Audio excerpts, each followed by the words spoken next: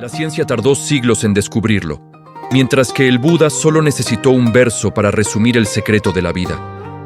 En medio del flujo turbulento del tiempo, mientras la humanidad aún está absorta en la embriaguez del deseo y el poder, creyéndose soberana de todas las cosas, la verdad sobre el origen de la vida ha permanecido silenciosa en las páginas amarillentas de los sutras durante más de 2 milenios. El hombre moderno, con el orgullo de la inteligencia artificial y máquinas que atraviesan la materia, suele mirar hacia el pasado con ojos de superioridad. Asume que los antiguos vivían solo en la ignorancia y el mito, pero no saben que, bajo aquel árbol Bodhi hace años, un hombre se sentó en quietud. Con los ojos entrecerrados pero con la mente abierta a un universo vasto, percibió cada microcircuito de la vida formándose en el útero materno sin necesidad de una sola incisión quirúrgica. Esa mirada no era una observación visual mundana, limitada por el espacio y la luz. Era la mirada del ojo de la sabiduría, o Prajna-Kaksu, que atraviesa el velo de la ignorancia para ver claramente la naturaleza del funcionamiento de la creación. En el Sutra Garbhavakranti, o Sutra de la entrada al útero, el bienaventurado trazó el viaje de la creación de la forma humana con un detalle que estremece. No se trataba de profecías vagas, sino de un informe anatómico preciso semana tras semana. Es algo que la embriología moderna tardó miles de años de tanteo en confirmar. La similitud entre la sabiduría del iluminado y los descubrimientos científicos más avanzados no es una coincidencia. Es una prueba contundente de que la verdad existe de forma objetiva. La tecnología es, en realidad, solo un espejo tardío que refleja lo que los grandes sabios ya habían vislumbrado desde la antigüedad. Comencemos desde el origen de la existencia humana, lo que la ciencia llama fertilización, y el budismo llama la convergencia de 3 elementos: el semen del padre, la sangre de la madre y la conciencia o Gandharva. Si la medicina occidental solo ve la combinación física de cromosomas para formar un cigoto, la visión del Dharma es más profunda al reconocer la presencia de la fuerza del karma, llamada Karmavala, que guía a la conciencia a entrar en el útero. En ese preciso momento de unión, la vida comienza no solo como una reacción química inerte, sino como el inicio de un ciclo de reencarnación épico y trágico. El Buda llamó a la primera semana del embarazo la etapa Kalala. En la lengua antigua, Kalala se describe como un estado resbaladizo y blando, similar a la nata de la leche o a una gota de rocío en la punta de una hierba. No tiene una forma fija, pero contiene todo el potencial de un ser vivo. Esta descripción coincide asombrosamente con lo que los microscopios electrónicos observan hoy en la etapa del cigoto y las primeras divisiones celulares. Cuando el óvulo es fertilizado, no se convierte instantáneamente en carne y hueso, sino que atraviesa un proceso de división celular continua en estado líquido, desplazándose hacia la cavidad uterina. Ese material, como la nata de la leche mencionado en los sutras, es una metáfora maravillosa para la masa de células germinales que flota, aún no enraizada, frágil y pura. Sin máquinas ni equipos de medición, resulta increíble que alguien en el siglo V a.C. describiera el estado físico de un objeto más pequeño que un grano de polvo con tanta precisión a través de la claridad de la meditación.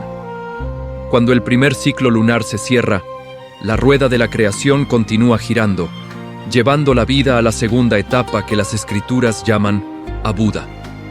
Del estado líquido y resbaladizo de Kalala, el feto pasa a una forma más densa, comparada con una burbuja de agua o un cúmulo de espuma rosada. Es aquí donde la ciencia moderna observa que el blastocisto comienza a implantarse. Las células se reorganizan creando cavidades internas y una membrana externa, exactamente como la imagen de la burbuja que usó el Buda.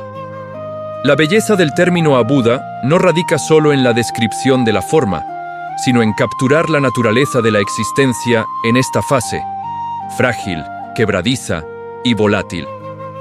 Una burbuja tiene forma, pero no es estable, al igual que el embrión en la segunda semana, que se encuentra en el umbral entre la vida y la muerte, esforzándose por adherirse a la pared uterina para ganar la oportunidad de ser humano.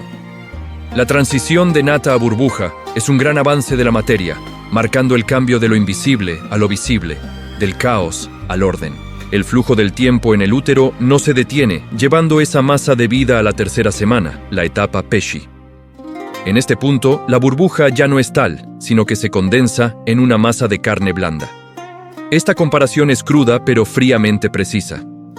La embriología confirma que, en la tercera semana, el embrión atraviesa la gastrulación, formando las 3 capas germinales de las cuales se desarrollarán todos los tejidos y órganos. La masa celular ahora tiene densidad y estructura, ya no es laxa como antes. Es realmente una masa de carne blanda, en proceso de diferenciación intensa. Al observar esta correlación, es inevitable estremecerse ante la sabiduría suprema de los antiguos. Mientras el mundo aún debate sobre el origen del hombre, el bienaventurado ya veía la transformación del estado físico del feto de líquido a denso, de blando a firme, en un orden cronológico irreversible. En la 4ª semana aparece la etapa Gana. Gana en sánscrito significa masa dura, firme y sólida. Este es un hito crucial cuando el feto comienza a definirse más claramente. Los órganos internos primordiales empiezan a tomar forma, y el cuerpo embrionario se vuelve más rígido para prepararse para el desarrollo del sistema óseo y las extremidades. La transición de Pesci a Gana es el reflejo exacto del proceso de condensación y diferenciación celular, cuando los tejidos cartilaginosos y los brotes óseos comienzan a aparecer, creando el armazón que sostendrá la forma futura.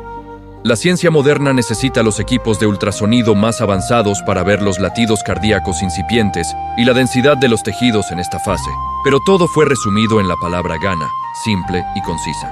Después de la etapa Gana, los textos describen la aparición de Prasaka, es decir, el brote de las extremidades y los sentidos.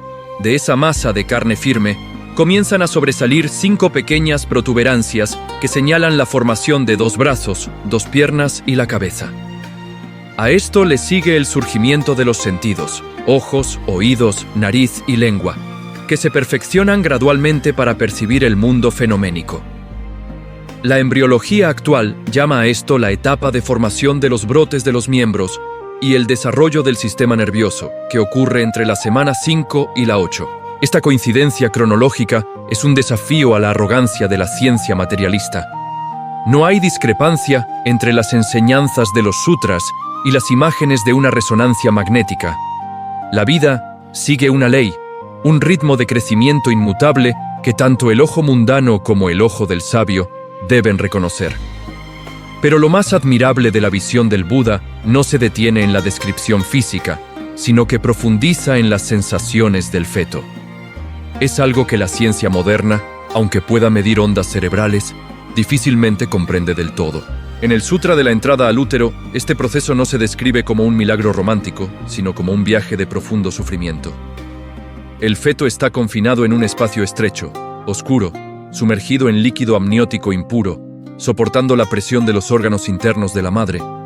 El frío y el calor erráticos cuando la madre come o bebe, el dolor como si fuera aplastado entre 2 rocas cuando el útero se contrae, todo se describe con tal viveza como si él mismo estuviera experimentando ese dolor. Aquí vemos una extraña convergencia entre la biología y la filosofía.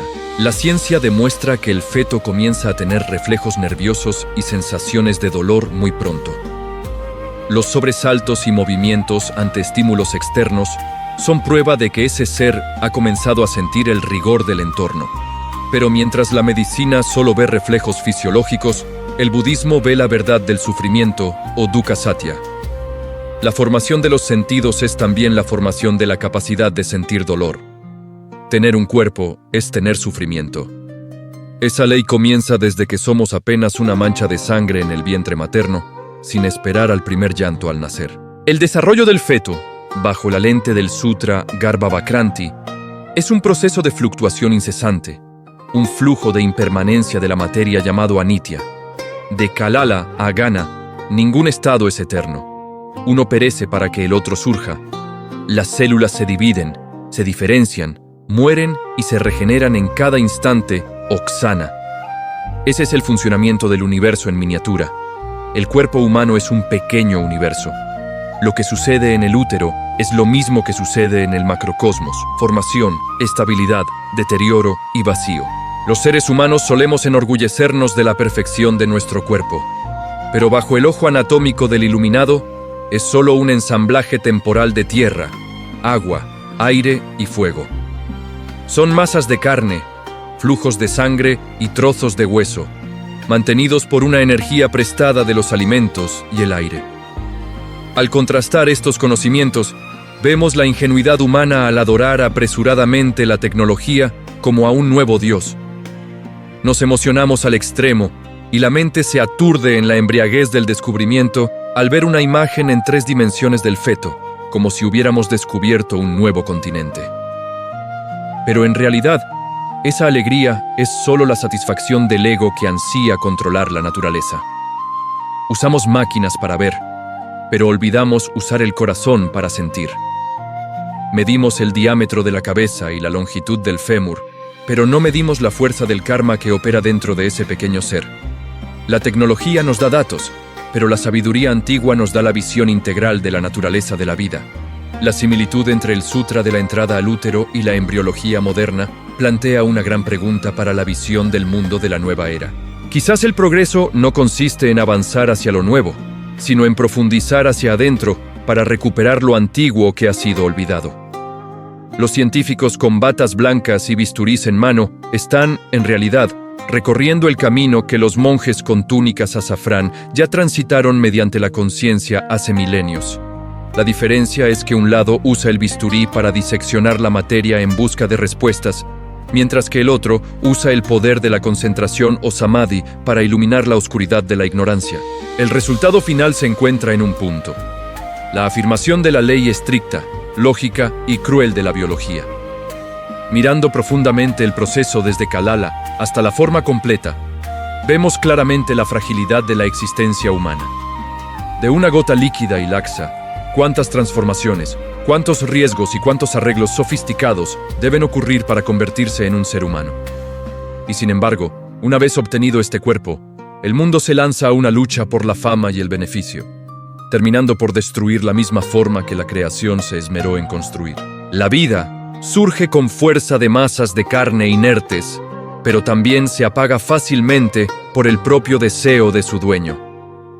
Las descripciones en las escrituras budistas no pretenden ser libros de texto médicos, sino medios para que los seres contemplen la impureza y la impermanencia del cuerpo. Al comprender que comenzamos como una gota de nata, pasamos por una fase de burbuja frágil y luego nos convertimos en una masa de carne y sangre, el corazón reducirá su arrogancia y su apego ciego a la belleza exterior. La verdad cruda sobre la estructura del cuerpo es el antídoto más poderoso contra las ilusiones del yo eterno. Finalmente, el encuentro entre el conocimiento antiguo y la ciencia moderna no es para determinar quién tiene la razón o quién llegó primero. Es un recordatorio de que la sabiduría humana tiene muchos caminos para alcanzar la verdad. La ciencia va de afuera hacia adentro mediante la experimentación. El Dharma va de adentro hacia afuera mediante la intuición.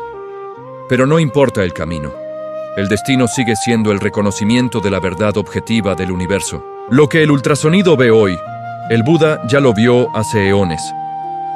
No porque tuviera poderes mágicos, sino porque su mente estaba tan tranquila como un lago sin ondas, reflejando perfectamente la forma de todos los fenómenos o dharmas. El mundo sigue girando entre nuevos inventos, pero quizás la cima del conocimiento no reside en fabricar una máquina más sofisticada, sino en la capacidad de regresar para iluminar la propia mente. La ciencia demuestra para poder creer, mientras que el iluminado ve para poder soltar. La vida, desde el origen en Kalala hasta que se convierte en polvo, es esencialmente un largo sueño de la materia y la conciencia.